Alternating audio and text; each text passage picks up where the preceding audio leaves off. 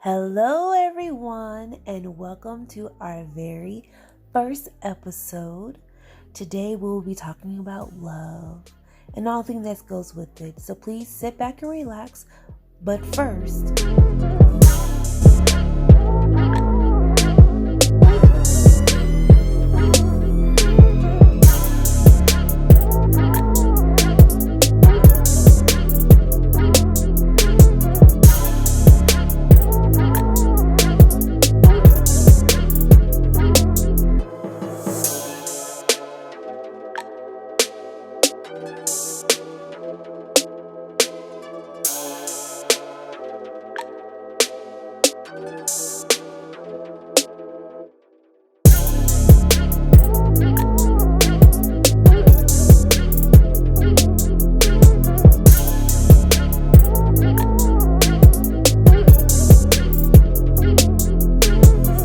this past weekend, me and I guess my then boyfriend broke up. We're still on good terms and everything is fine. It's just sometimes you have to know your place and timing, and currently our place and timing is just not for each other right now. But knowing and understanding what I don't want, I had to make a list to figure out what I do want. So I do have my top 10 things that I would like in my relationship. My first one is communication. I feel like communication is very important regardless of what type of relationship that you're in. Communication is the foundation of everything. And if there's a breakdown in communication, there's really a breakdown in the relationship, because that means nothing is absolutely not getting resolved. And that's an issue. You have to be able to talk that information out so you can come to a proper resolution.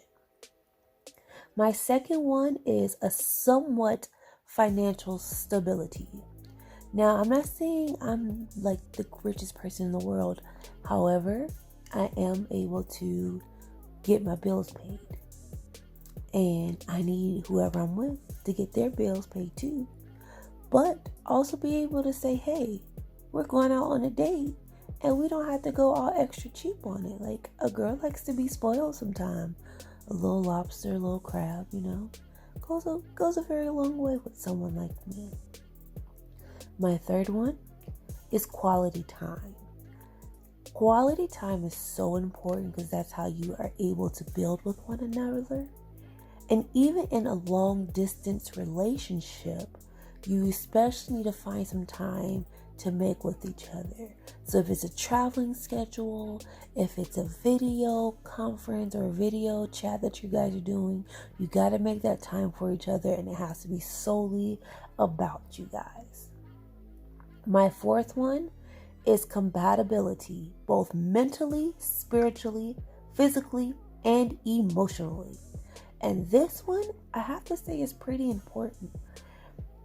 With someone that deals with anxiety and from time to time depression, it's important that I have someone that is mentally strong enough to help me through it, but will not handle me through it, which is two different things.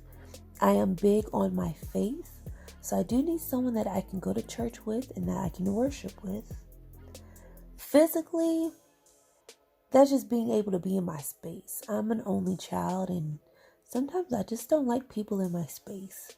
So as an only child, I needed you to find a way to fit in my space to where we're both comfortable.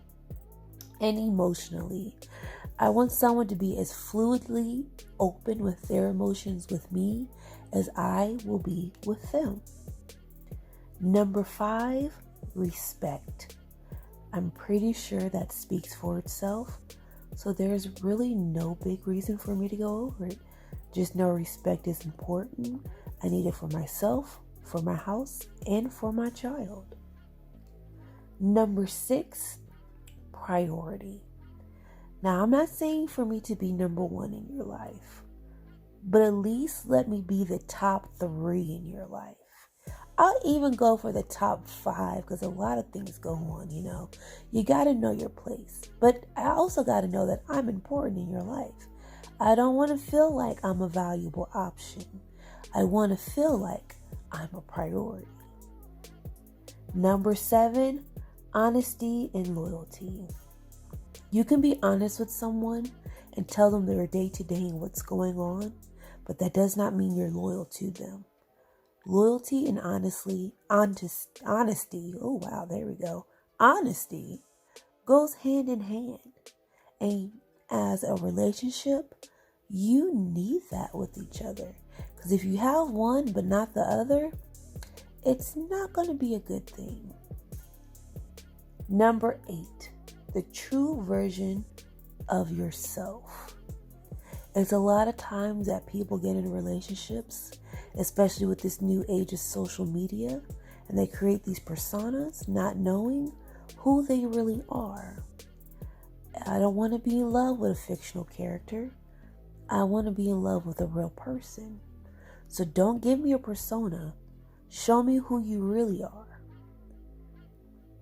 Number 9, willing to depend on each other. And this one really goes for me, because being an only child and a single mother for the last 11 years, I have a hard time asking for help. But sometimes you have to be able to ask for help. Number 10, supportive. I need someone that is supporting of my dreams and my goals, and someone that is willing to receive support from me with their dreams and goals as well. Now I have a bonus one, and I feel like this one is also pretty important. This one is for knowing how to listen. A lot of times we don't listen for understanding, even when we ask for it. We really only listen to reply and to prove a point. I need someone to listen, and I need to listen too from time to time, surprisingly. But to listen to what's going on, to understand one each other's emotions so that you know how to deal with them in a time of need. Because it seems like at that moment, that is when listening is the most important, but people don't like to do it. So thank you guys again for watching and listening. And those are my top 10 tricks and tips for my next relationship, plus a little bonus one at the end. Bye bye.